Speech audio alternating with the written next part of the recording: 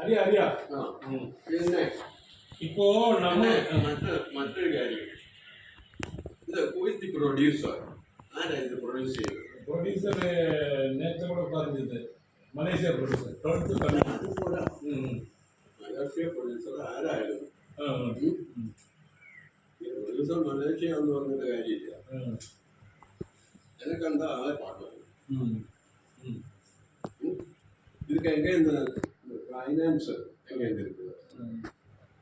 இந்த ഫൈനാൻസ് ഇതിനിടയ്ക്ക് അയ്യപ്പൻ്റെ കാര്യങ്ങളാണ്, പന്തള രാജാവിൻ്റെ കാര്യങ്ങൾ.